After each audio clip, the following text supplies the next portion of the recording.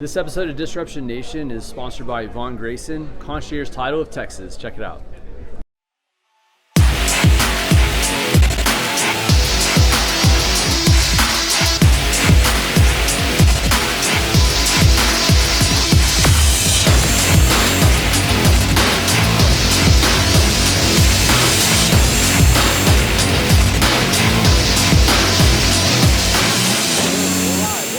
Another edition of Disruption Nation, show, podcast, platform where we highlight people that are disrupting their space in a positive way.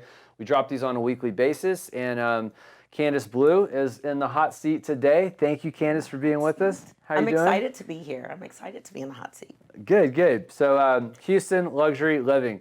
I'll get a few stats real quick. So they did 58 units last year, Yes. 24 million, about 14 million of that was done by their fearless leader right here. Masters Club Award. There's a conference coming up in Houston soon. And in respect, she said before we started that she's going to have her entire team, go on stage to accept the award. I don't see that too often, but I've seen it before. Yes. I think it's cool. I saw the Looking Group do it. I've seen a handful of other, leaders in the industry do that, and you got to give it to the team because Absolutely. They worked hard for it, so I'm excited. Yeah, very cool. Started out of California, is that right? Yes. Houston Luxury Living? Well, Houston Luxury Living is based in Houston, but Next Home is based out of California. Okay. So I'm actually a co-owner of the franchise, Next Home Elite Advisors, and our office is based in Sugar Land. We also have a Galleria location as well. Gotcha. So two in Houston, Sugar Land, and yes. Galleria? Correct. And so you are, how many agents? You just told me 25 agents? So we have 25 agents in the office. Correct. What about Galleria? Total 25 agents in a brokerage In both. total. Correct. Got it. And then the Houston Luxury Living team, we have 5 agents. So what I love about it is that we are a team of Houston natives, and you are required to be a full-time realtor. What is new is we did just add to Is that on purpose, or does that just happen that way? Houston natives. Yeah, so you know what? It kind of happened that way organically, Okay. and then I really liked it. I saw the benefit of it. There's a huge benefit in having full-time agents who know the city very well, so much so that they grew up here, right? Yeah. So it becomes second nature as they're educating their clients. Yeah. So then I said, you know what? Well, it's going to be a requirement, right? For That's the team. cool. So we just added 2 guys. I'm a native Houstonian. Yes. For the Well, you record. can For the join. record. You can join the team. I have already joined. You're in. We're here right now. Okay, we're doing this together. You're in. All right, fantastic. Okay, so what we're gonna hit today. So grinding, how to focus, where your energy is gonna be best spent in this market. She's got some great tips on just, I guess, mindset with the consumer right now, and we're gonna elaborate on that. She said, marry the house. What'd you say? Marry the house, date the rate. Yes. Yeah, and then when to get a team. If you're a newer agent, some tips for you as well. And she's doing a keynote at their company conference here in the near future, and so some of what she's going to share on how to grow a team, because she's done that did $24 million last year, and then some best practices in social media. All right, so here we go. So marry the house and date the rate. Explain that one. So basically, everyone is excited and anticipating that these rates are going to go back down to an all-time low like they did during the pandemic. Right. I think it's very important for agents to educate their buyers. If you have the funds, you have the means, you have the resources, now is really time to make that purchase. The sales prices of the homes are not looking like they're going to go back down, right? So the longer you wait, then you're just increasing your costs a little bit more. In terms of dating the rate, let's refi. Let's entertain refinancing if indeed the interest rates do start to decrease in the future. But let's go ahead and strike while the iron's hot. So I think it's important for agents to know what the market trends look like. Make sure, and our team does it, make sure you're staying educated, you're staying abreast so that you can educate your buyers. You don't want your buyers come to you a year from now saying, oh, well, you let me wait, and now, the home has increased by $50,000 or $80,000 or whatever since the time they were going to purchase. Where do you get the information that you're sharing with your agents and discussing so they know how to communicate? So that's a great question. To the consumer? You do have to make sure you're getting the information from the right places. So such as TAR, so definitely a lot from TAR. There's some information from HAR that comes out. You can also follow real trends as well. So those are kind of some reliable sources that I tend to depend on. Not necessarily national news, right? Because you also want to look at what's impacting your market directly. And so the Houston market is very different than from other markets. Respect, absolutely. What about lenders? Do you grab some of your intel from? Absolutely, I do. So Do you want to shout anybody out? Who are so your lenders? yeah, so I would love to shout out Chris Kelso, Kelso Mortgage, Dixie Sanders, Holly Jocelyn, Homebridge Mortgage. So they do a phenomenal job at submitting information to us so that we'll have that to disseminate to our clients. Awesome. Shout out to Chris and Dixie. Love those two. Yeah. Fantastic. And then another thing, and I've heard this a lot. I don't know how much it's been followed through on. I think with people that have the best intentions, but just getting back to work. You're just getting back to the grind. Because I mean, I've been watching. I've been hearing stories and I guess riding the wave of excitement and enjoyment with everybody over the last 24 months. And it's been, I don't know, I could speak on it for a while, but it wasn't reality. It wasn't sustainable. Right. Right. And I think the only people that are paying the piper right now, just was like, oh, holy grail, right. Exactly. Just so anyway, it's speak time to that. I think it's time to come off the wave, right? It's time to kind of embrace reality and understanding that we need to get back to the fundamentals of what a real estate professional looks like. What are some of those tools in your toolbox that you can provide to your clients? Going back to your lead generation tools, what does that look like? What can you commit to and stay consistent with? So if it's not social media and that's not your thing, then why not we leverage other resources and get them to manage our social media for us so that we can do the things that come natural that we're very passionate about. So that way we stay committed and we can hold ourselves accountable. So consistency, I think it's really the key more than anything. If it's door knocking, is it phone calling? Is it calling expireds? Do you want to drive more of a listing business and you want to be a seller's agent? Then what does it look like to attract those leads? Where are we farming? Where are we putting our marketing dollars? Best daily practices that you're staying consistent with. What are some of your favorites? Some of my favorites is staying top of mind with my clients. So I do meet clients on a weekly basis. So I do have a top 50, my top 50, and I meet with them for coffee or tea. We meet for happy hour. I invite them to events that I host. I do host mixers. We host them quarterly, the Houston Luxury Living team. Also just volunteering, giving back in your community. So staying all things relevant and top of mind. It's huge. I have a scheduling question. That's a lot, right? I mean, I get it because we schedule a ton as well. So we do. when it's a quarterly event, when it's weekly, okay, you say weekly coffees with your top 50 or a happy hour. Yeah. Right?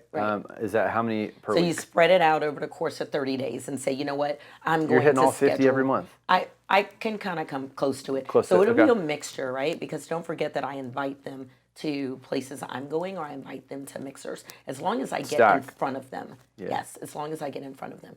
So I'm in my car probably 98% of the time, right?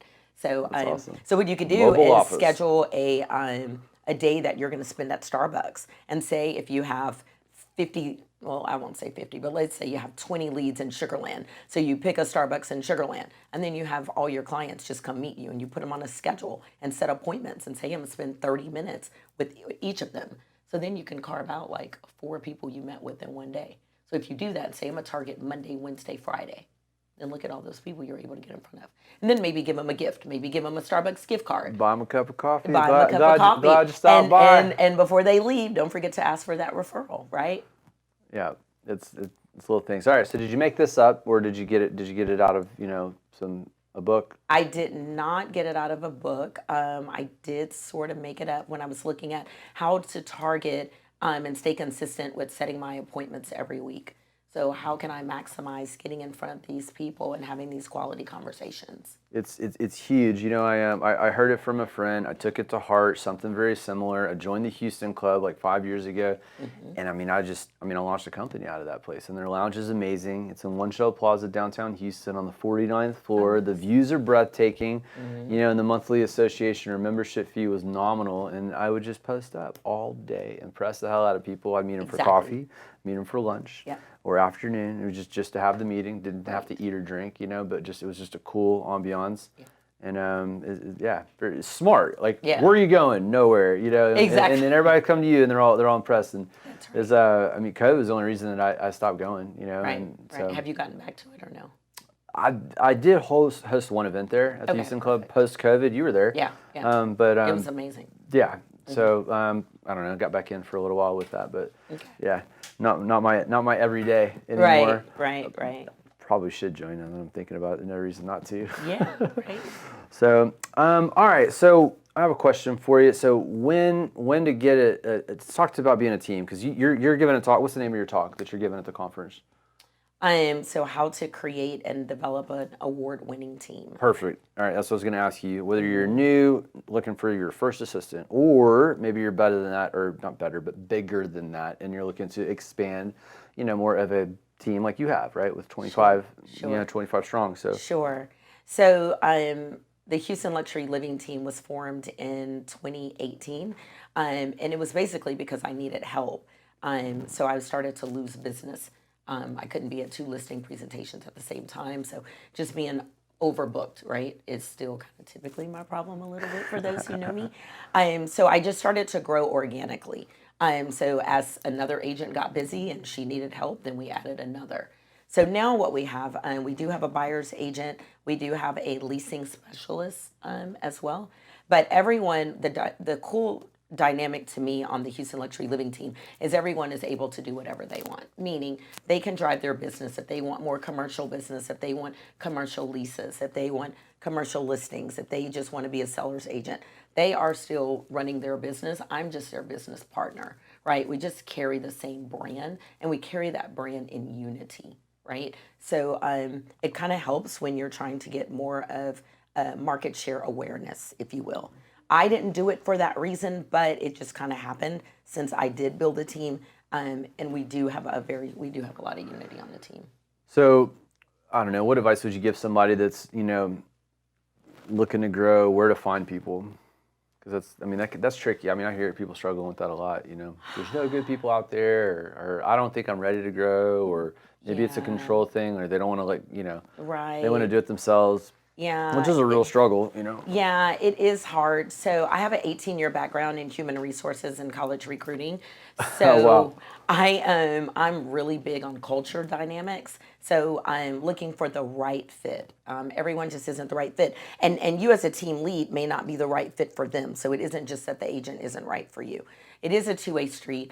My recommendation are referrals. If you're looking to keep your culture, who better to refer you additional agents than those who currently work with you and can say, hey, this is what it's like to work with them. Yep. Now, if that doesn't matter to you, then we've definitely held recruiting events at some of the real estate schools.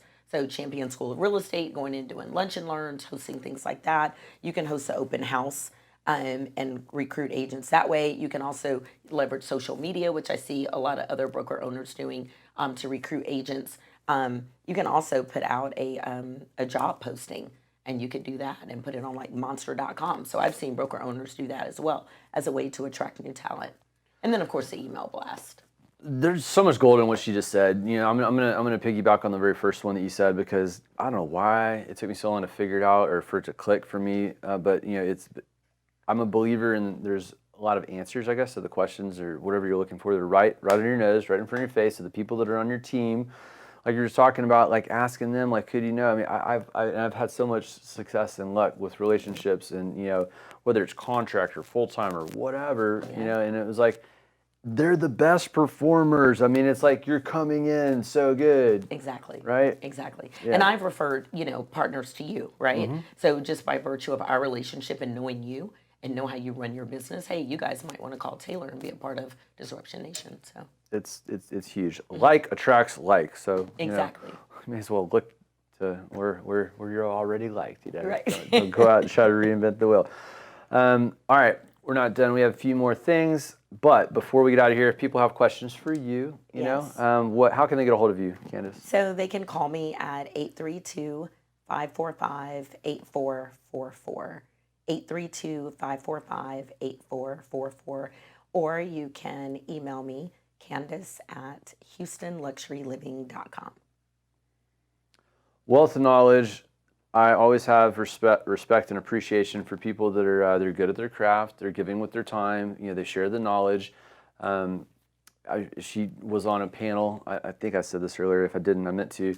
She was on one of our Masterclass Houston panels that we did last year. She's on this before. So much fun. And you're good at what you do, and you know when you're with a person of a certain skill set that's going to be able to deliver at a high level, and she is that. So I loved what she was talking about. I'm going to segue to social media and best practices with what you're requesting and expecting from your team, because there's a lot of ways to do it. I said jokingly that the social media algorithm is not faithful. It's forever changing. It's always different.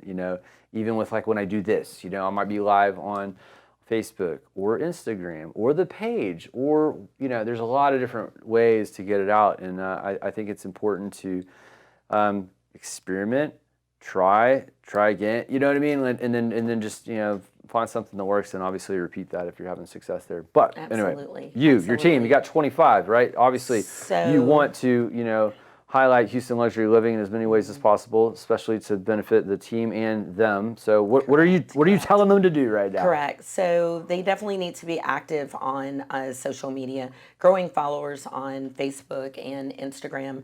Again, staying relevant. That's the key. Staying relevant. How do you stay top of mind? So you met with someone in person, and then that person turns around, that past client, they refer you business, and guess what? Then you get another friend request because the person they referred you is now following you.